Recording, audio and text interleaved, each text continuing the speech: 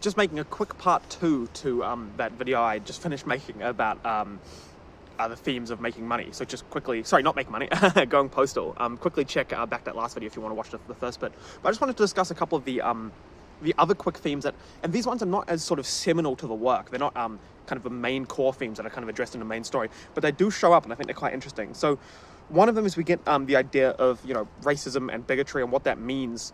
Kind of explored a little bit, and we get the scene through the golems, where people are talking about how, it's not them that are, that don't like the golems or are racist against them, but, but that, other people might think that. And I think this is, we're not even necessarily, I don't necessarily think Terry Pratchett is making a statement as such about the nature of bigotry or the nature of racism, as much as he is parodying and laughing and poking fun at the people who are bigots. And so that's why I didn't necessarily include it in my main video, because it's not, I think, a theme that Terry Pratchett is necessarily saying something or exploring so much about. He's just kind of poking fun at people who are racist like this. And this is something that Terry Pratchett loves to do. He loves to satirize and poke fun at things that are silly and racism at its core, right, is stupid, right? It's beyond being morally wrong. It's also factually wrong, right?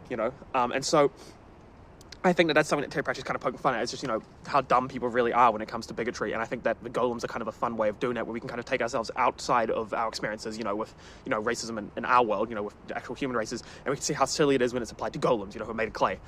And so that's one kind of interesting sort of theme that kind of gets touched on here a little bit.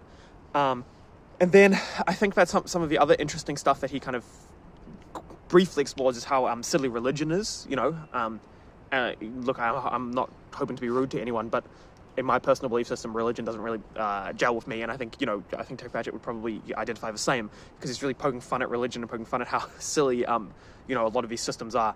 And I think that a really really interesting one is when Moist goes to the temple of a crocodile god, and we get this explanation of how the sausages go up, you donate sausages to crocodile god, and they go up to the great crocodile, and the priests just eat the sausages and they turn to ash in their mouths. It's obviously a parody of how you're supposed to donate money to the church or to various religions, and it's supposed to be used for God essentially. But these people end up just getting rich and having a lot of fun in their own right. And we're supposed to think about how ridiculous it is that these priests just get to sit around and eat sausages all day. And so it's not necessarily Terry Pratchett really delving into this issue as such, but he's just kind of poking fun at it and talking about how how silly he really thinks it is.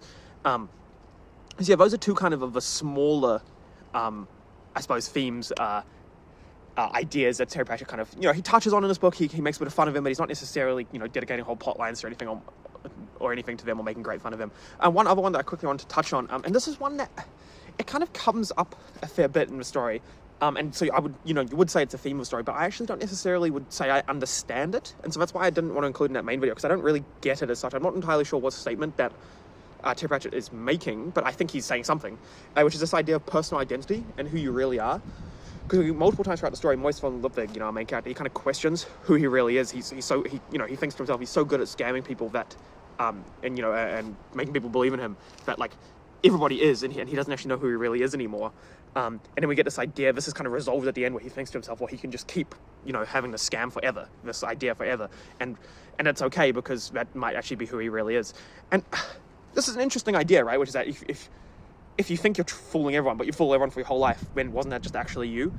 I guess, and this is something that, he's kind of exploring in this text, but, but I don't, like I said, I don't actually really know where he's going with it or what it actually means as such. It's just something that, I think it's deliberately there. We get this, Moist is questioning himself relatively often, and he kind of bears his true self to Adorabelle, his, wife, soon-to-be wife, and she still kind of believes in him after all of that, and he thinks he's just pulling the wool over her eyes, but actually it seems pretty obvious to read about he's not. He's actually told her everything, but he's just so used to scamming people that he even thinks he's scamming people when he's not. See, it's just something that Terry Pratchett's kind of touching on the story, but I don't really know what it means or what he's trying to say as such, but something interesting. So I hope you enjoyed this kind of shorter little extra video on this topic, and thanks very much for watching.